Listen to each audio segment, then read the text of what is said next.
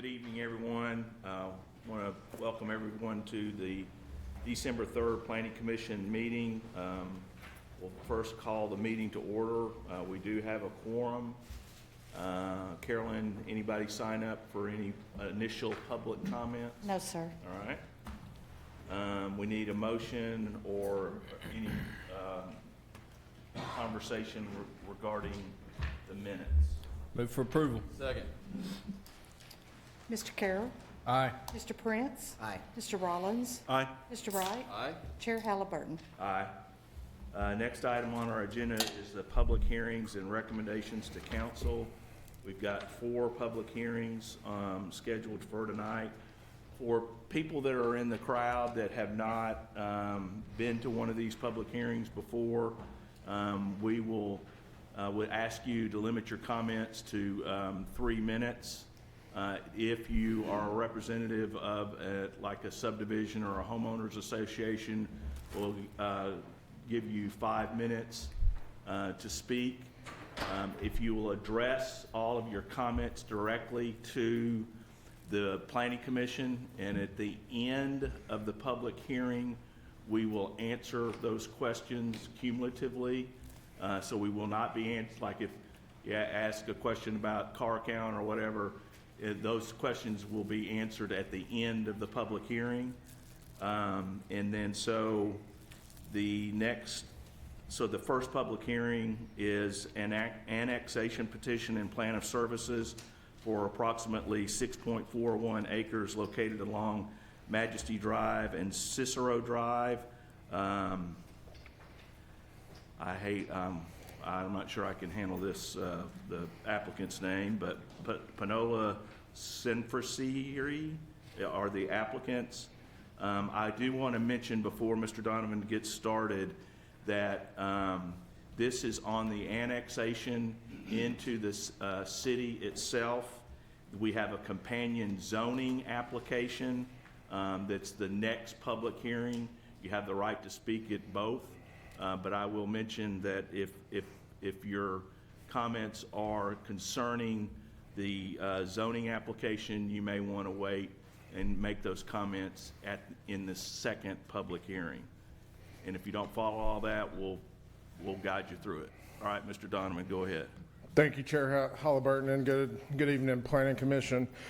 The annexation you have before you tonight consists of 1 vacant parcel at the end of Majesty and Cicero Drive, and is approximately 6.4 acres in size. The applicant has also submitted a companion rezoning to RS6, which they have provided a concept, and that contemplates the property potentially being divided into 17 lots in the future. Additional information on this annexation area. It is within our urban growth boundary. It is also within the city's service infill line that's identified in the comprehensive plan, and it is contiguous to the existing city limits along the northwestern corner and the southern portion of the property as well. Staff has worked with other city departments and drafted a plan of services, which was included in your agenda packet, on how services can be extended to the property if annexed. Because of its close proximity to the city limits, it's relatively easy to serve, with the exception of sanitary sewer. There is an existing sanitary sewer pump station just to the south along Cicero Drive that would need to be studied by the developer to potentially, as to whether it could handle additional dwelling units on it other than just 1 additional unit. If upgrades are needed, the developer would be responsible for those improvements to the pump station and providing an easement for that pump station to be abandoned in the future, or alternatively, they would work with Water Resources and participating in an extension of the gravity sewer line there to make that all flow through gravity sewer. Staff is supportive of the annexation request for the following reasons. The subject property is contiguous to the existing city limits. It is located within our urban growth boundary and within the service infill area, and services can be extended to the subject property upon annexation. Planning Commission will need to conduct a public hearing on this matter and formulate a recommendation for City Council. I'm happy to answer any questions, and Mr. Matt Taylor is here representing the applicant as well. Commission have any questions for Mr. Donovan before we open the public hearing? If not, we'll go ahead and open the public hearing. Again, this is for the annexation into the city limits. Anyone that would like to come to the podium and speak for or against this application, if you will, come to lectern and state your name and your address, please. Thank you, Mr. Chairman. My name is Tracy Falk. I live at 2808 Queens Court, which is on the corner of Majesty Drive and Queens Court. My property is directly adjacent to the property that's requested for the zoning annex.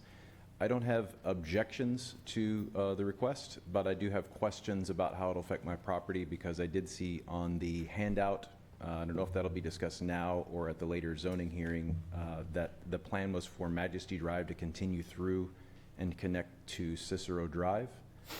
I had questions about that, as well as the tree line that is on the back of my property there and how it may be affected. All right, we will address those questions at the end of the public hearing. Thank you, sir. All right, thank you. Anyone else would like to speak for or against the annexation?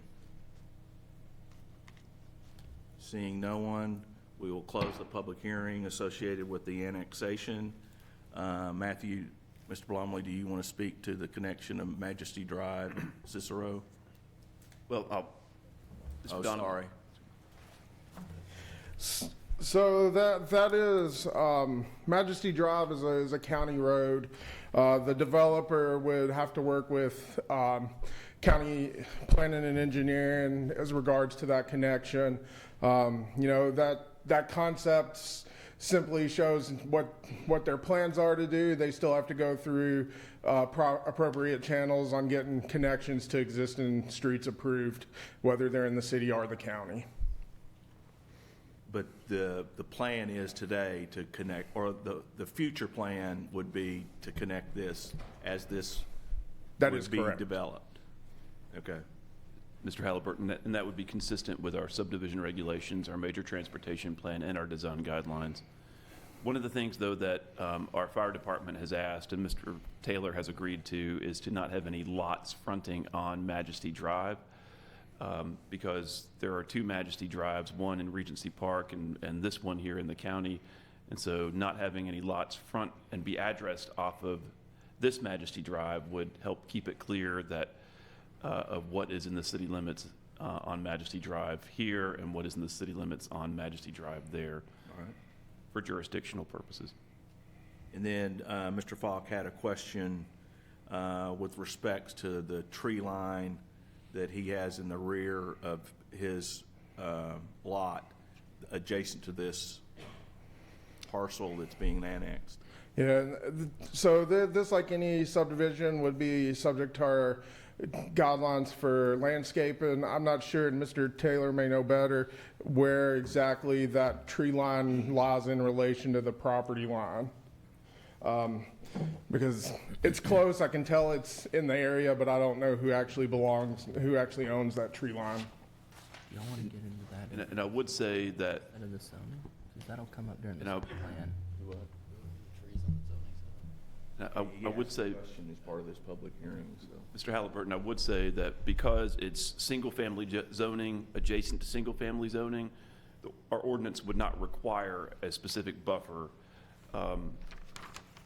But when the Planning Commission reviews the preliminary plat, that may be something that the applicant wishes to voluntarily show on his plans. Yes, sir. Matt Taylor from SEC. We can locate each of those trees. I can't say today whether, I imagine some of those trees are probably on his property, some of them are probably on ours, and so We normally try to work to save as many of those as we can. If they're on his, we obviously won't touch those.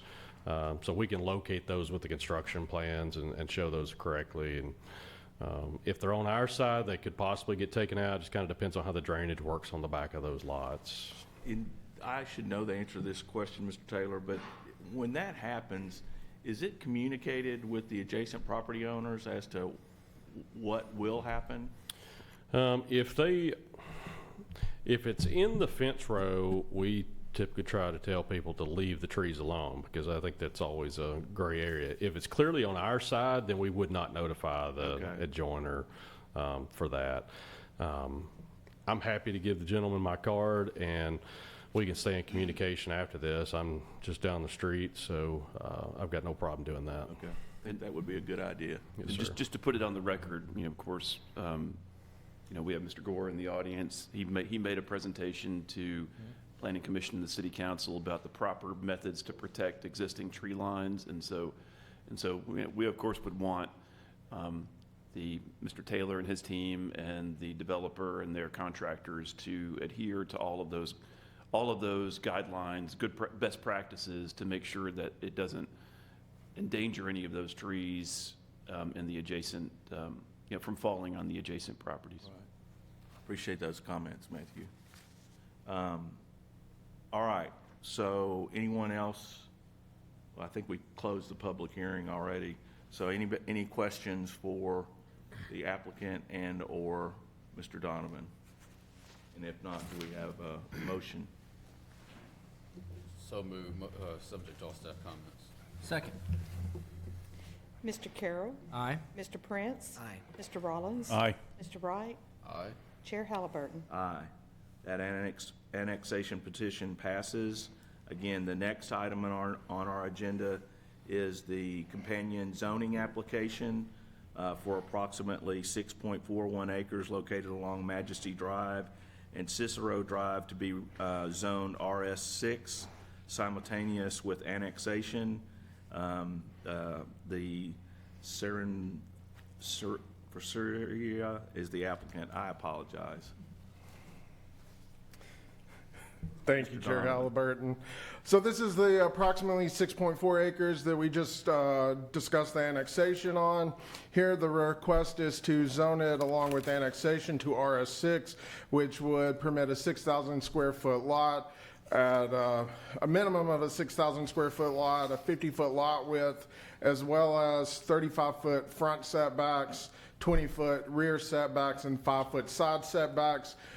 Just also a note for the Planning Commission here, there is a provision in our zoning ordinance because of the tight side setbacks on here that would require brick or stone or some cementitious siding to be primary materials on the homes that could be constructed on the site. This is also, there's a copy of the concept of that same 17-lot potential subdivision.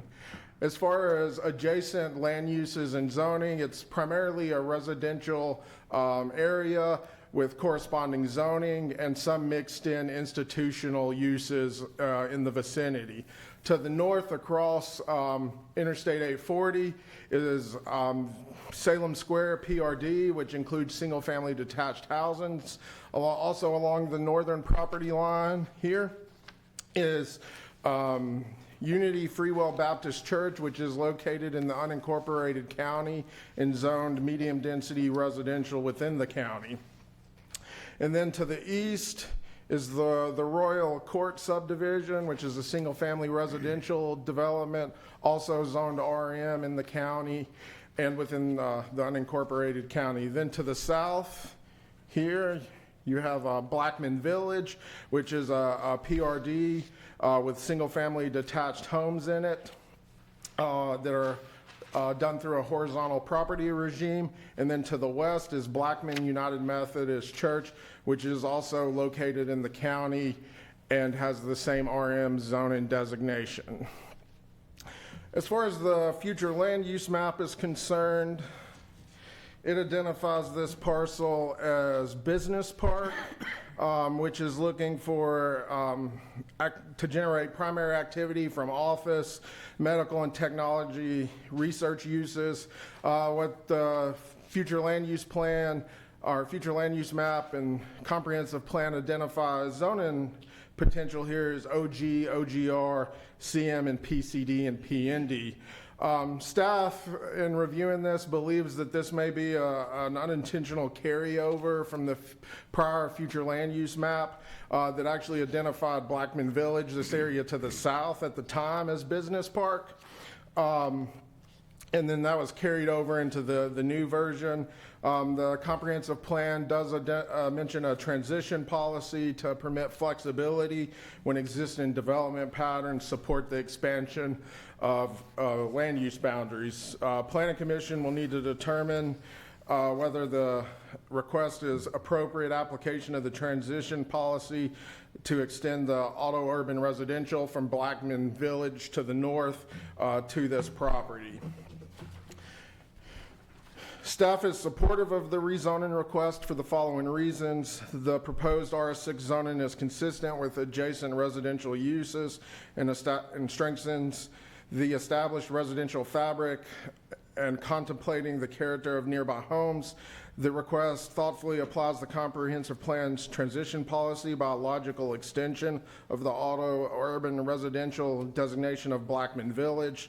The RS6 district also provides a clear and predictable standard that will facilitate high quality single family homes and promote consistency with the city's long-term expectations for well-designed residential neighborhoods.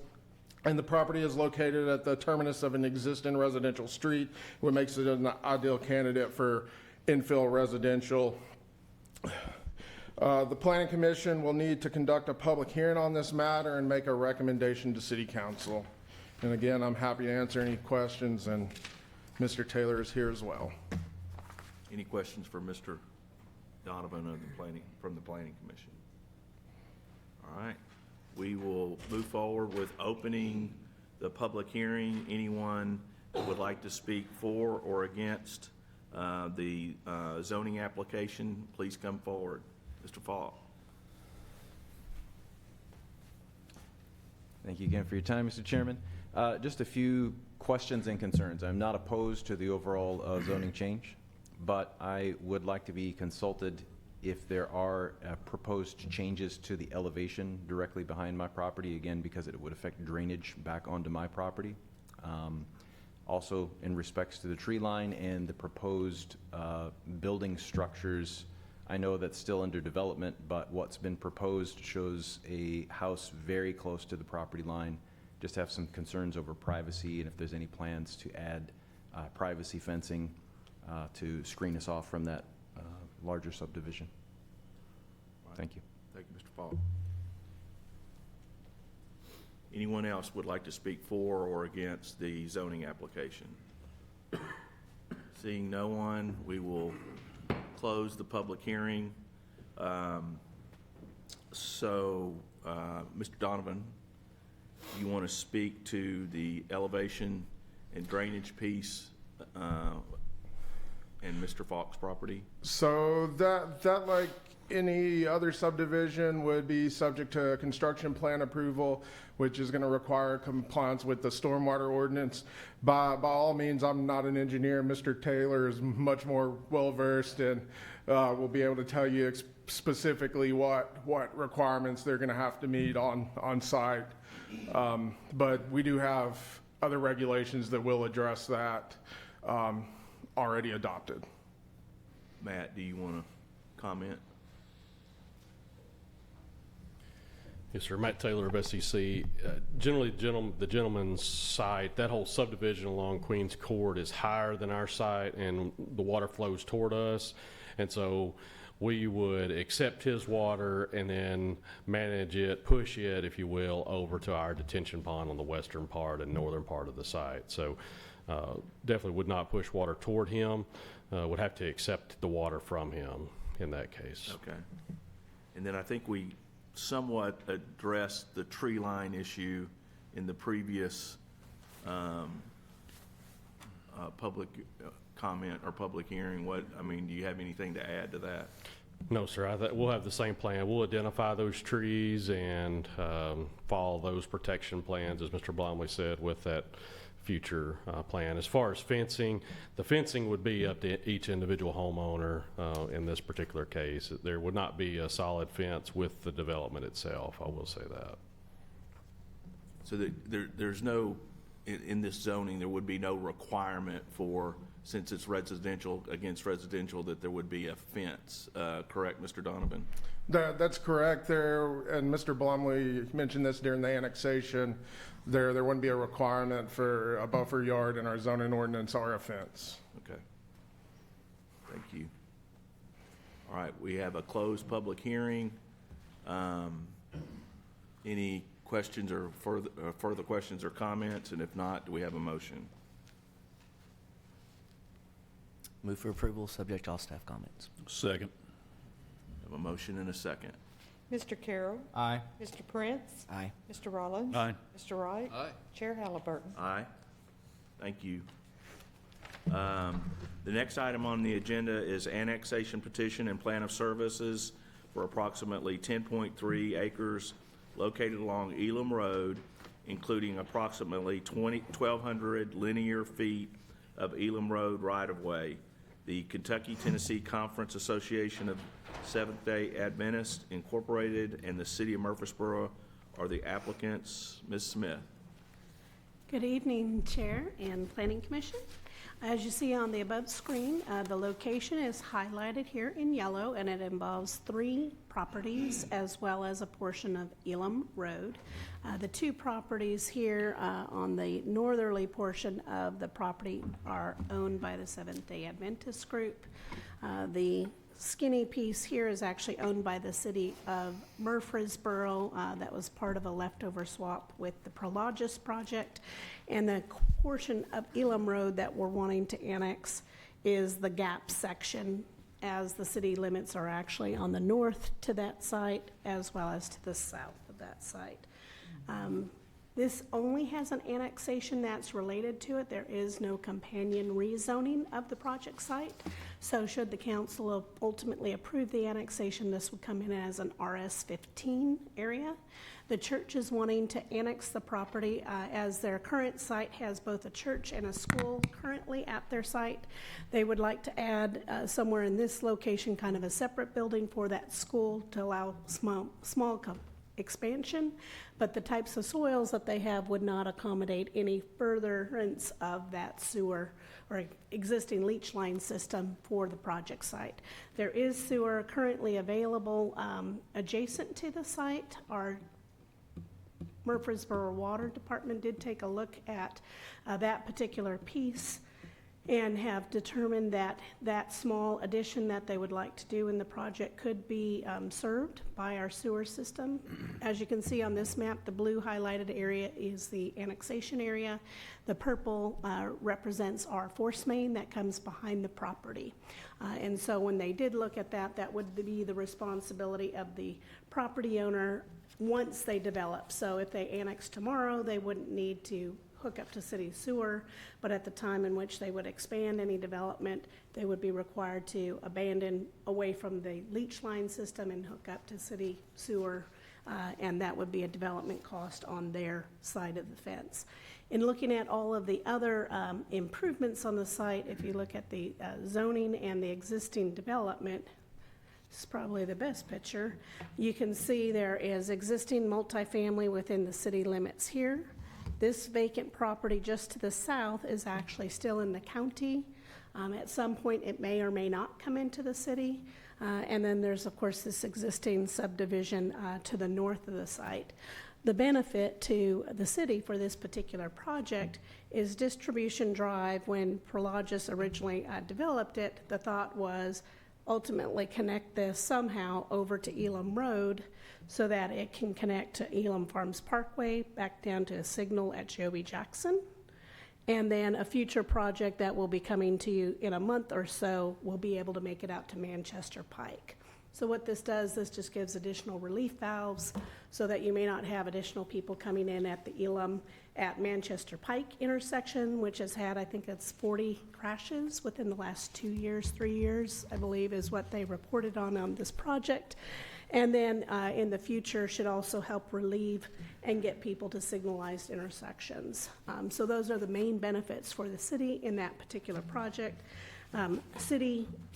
We are presenting a plan of services to you today, and in that plan of services, we had seen no significant difficulties in providing services other than the sewer. They would have to extend at their own cost for the site, and we would be in support of the project for 3 reasons. One, those connections back to those signalized intersections. 2, it's within the service infill line and contiguous to the city limits. And third, there would not pose any problem for delivery of services, especially since we're already providing those services to the north and to the south of the site. So with that, this is a notice public hearing for your consideration and recommended action towards the council. And I believe the applicants team and folks are here from the church, should you have any other questions for them as well. So if I understand it correctly, Ms. Smith, they're not asking for rezoning at this point in time, but once they choose to build this other building on this property, they would have to come back for rezoning. Is that true or not? They would not. They would So not? our new policies that we've just gone over for, and you'll hear that in the next item as we talk about Redeemer Church, only brand-new school locations have to file for a PND, or if they're adding lighted exterior to the outside. They're That's not right. proposing any exterior sports fields, and it's already a pre-existing school, and I want to say their addition was 15,000 square feet is what they anticipate in the future, and I think our threshold, Matthew, is at 50,000? So based on those things, they would just be a straight RS 15. They would meet the standards of the new ordinance, which I think then also would no longer trigger them to go back to the BZA, and they can do it through a regular site plan. I recall that new ordinance now. Thank you. Yes, it was. Thank you. Any other questions for Ms. Smith? All right. With that, we will open the public hearing. Anyone that would like to speak for or against this application, please come forward. Again, state your name and your address, please. I'm Brian Milano. I'm the pastor there at the church and the school, and I'm speaking for our teachers, principal, and our church group. Of course, we're in support of it.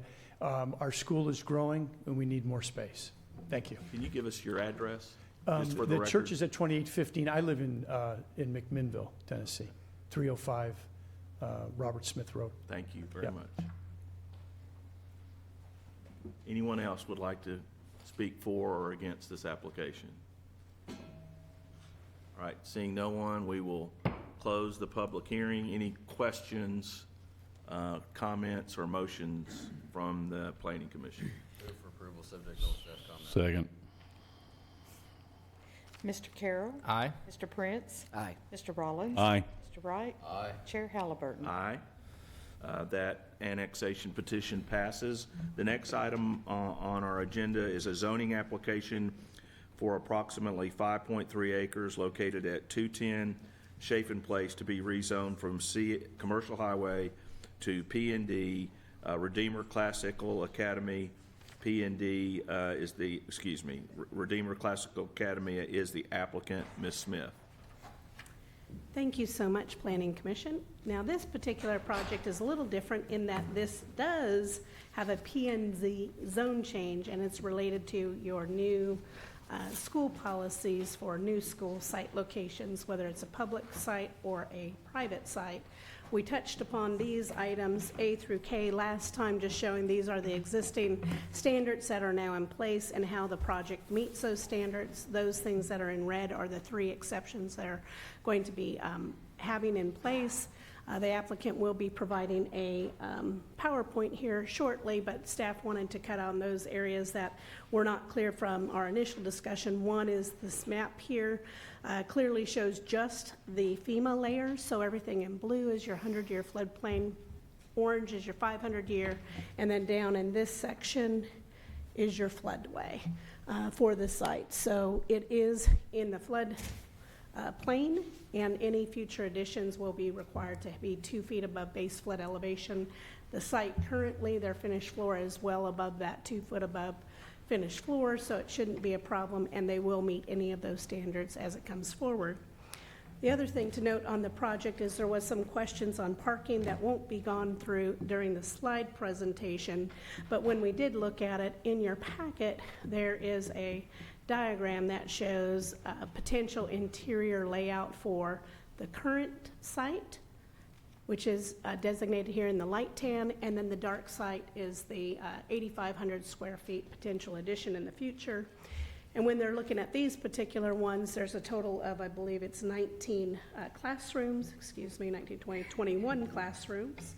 And of those 21 classrooms, 2 of them in the long-term full build-out will be 2 for kindergarten classes, 13 first grade through 9th grade classrooms, 6th, 10th through 12th. And the way our parking works is it's 5 cars per classroom for the upper grades, 2 per classroom for the 1st through 9th, and then the kindergarten is based on children, which is 5 divided by the 40 students for a total of 65 required spaces.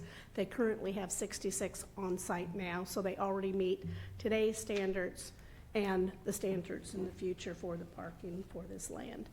As to the zoning designation, it is general commercial in our land use map for this area, and most of the things surrounded also are those same commercial uses. And then lastly, item I'm going to touch on, we did already talk about traffic last time on Chafin Place. There's not really any additional improvements that can be made to Chafin Place for the project. So they have approved, and if you would like to look at it on our GIS site, you can actually click on this particular parcel, scroll through the little information box, and you'll see TIS, and there's 2 TISs there. One that was done several years ago for an event center, and then the current one that is specific to this site. But as we mentioned last time, the site previously had 250 children on site. They're looking at a maximum here of 350, and then added to your program book, and they've made a couple of slight changes, was how many additional adults would be on that campus site, and we're looking at a maximum of 25 instructors at full build out as well.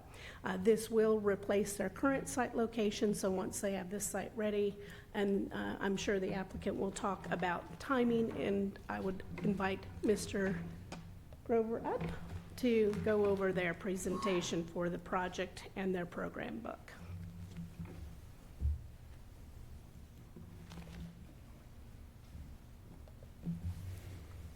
Commissioner Halliburton, members of the Planning Commission, my name is Brian Grover from SEC. With me tonight is Stan Bennett, Chair of the Redeemer Classical Academy, as well as Matt Taylor, Senior Engineer of SEC. Redeemer Classical Academy is proposing a new school just off of Chafflin Place that is at the southeastern terminus of that road, located between Interstate 24 and Old Fort Parkway, just behind the town center shopping area.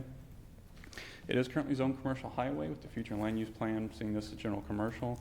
That general commercial does actually promote the P&D zoning type within that specific land use. The site as it is today, this is looking into the site from Chafflin Place. And this is the site, from the site entrance looking down Chafflin Place would be towards 96. Majority of the area around this is commercial. Example here, this is the Sleep-In Hotel just to the northwest. Majority of the facility will remain as it is today, minus the interior of the building. And this is an example of that exterior parking lot. And this is the building as it is today, obviously vacant, hopefully soon be remedied with this rezoning. The site is approximately 5.3 acres. The site, as I said, will remain primarily unchanged. The existing parking, the existing building, and a lot of vegetation on the site, both in the parking lot and with the existing tree canopies, are planned to remain. Some of the additions that would be added to this site would be a proposed future addition, as well as an aluminum fence on the northwestern portion along Chafflin Place, as well as a chain link fence would have a mesh through there, provide some additional security and screening for the school and its students. The existing parking lot does facilitate the existing needs of the school, which would be moving from their Veterans Parkway location to this facility, as well as the proposed future addition once it hit max capacity. The building area itself will be maxed out at 21,000 square feet, with 12.5 of that being the existing and 8.5 being the proposed future addition. The estimated student body at max capacity would be approximately 250 to 300 students. The operation hours of the school would remain as they are today, from 7 a.m. to approximately 4:30 p.m., with the typical bell times around 8 and 3 p.m. There would be some times where some after-school programs, such as holiday programs, would extend beyond those hours. However, that would be few in number. Any additional site lighting or dumpsters or proposed changes to the site would have to comply with the City of Murfreesboro zoning ordinance. And any future building would have to meet the critical facilities requirements, as Holly stated, with that 2 foot above the floodplain. So the landscape would remain unchanged. We are working with the client doing a landscape survey of his existing vegetation to make sure that we remove any vegetation that is unsafe, dead, or diseased, and have been and will continue to work with them on that. The setbacks for the proposed P&D match the newly adopted school design guidelines with the 40-foot front setback, 12.5 sides, and 30-foot rear. The architecture for the building, as I stated, would remain as it is. However, it would be cleaned up, windows replaced as needed, so on and so forth, with the primary change coming as the addition. The interior would be renovated to meet the school's needs, and upon staff request, we have agreed that the northeastern portion of the building that has that loading dock would be repainted to match more of closer to the existing facade color. And this is a zoom in of what that building would look like. There's approximately 13 classrooms in the proposed existing building, and there would be 8 additional classrooms in the future addition. The building as it exists today, this is that northwestern facade. This is the southwestern facade is facing 24, and this is the southeastern facade that would be facing towards Stewart Creek in that playground area on the site plan. The building addition would cover this as it is developed in the future. And this is that loading dock area that would be repainted. There are 3 exceptions being requested with this P&D. The first, that the building remain as is in terms of the architectural guidelines, as they would like to use it as it is today. Second request is for the parking lot. It is currently, as it is today, below the 8-foot minimum required space between the edge of parking and the existing property line. It's approximately 5 feet, so we're requesting an exception that the existing parking lot be allowed to be within 5 feet of the property line.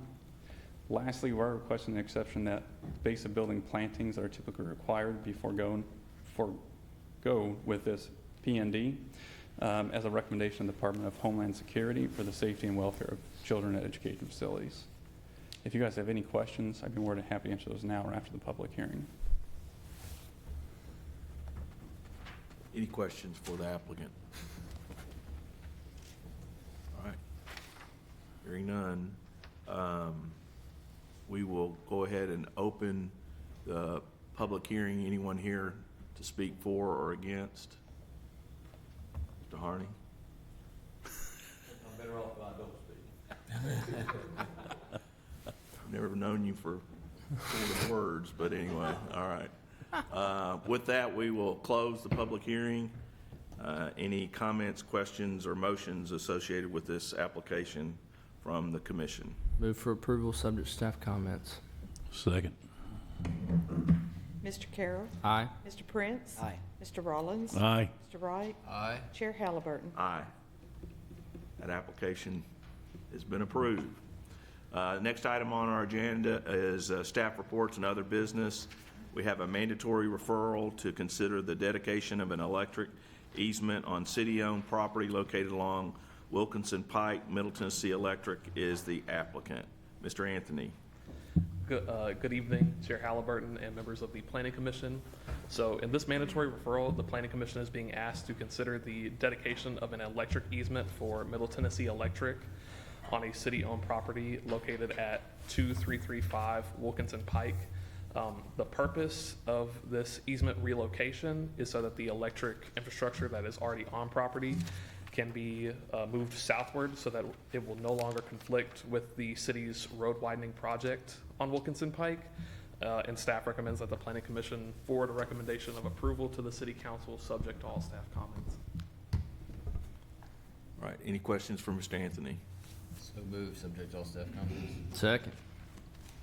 Mr. Carroll. Aye. Mr. Prince. Aye. Mr. Rollins. Aye. Mr. Wright. Aye. Chair Halliburton. Aye. Any other business, Mr. Blumley, to come before the commission? Just a reminder that we are getting near the end of the year. So, and if you have not gotten your 4 hours of continuing education, just a reminder to try to watch those links before the end of the year, and just email Ms. Jaco and myself so that we can get that log up, our training log updated. That's all I have. All right. With that, we're adjourned.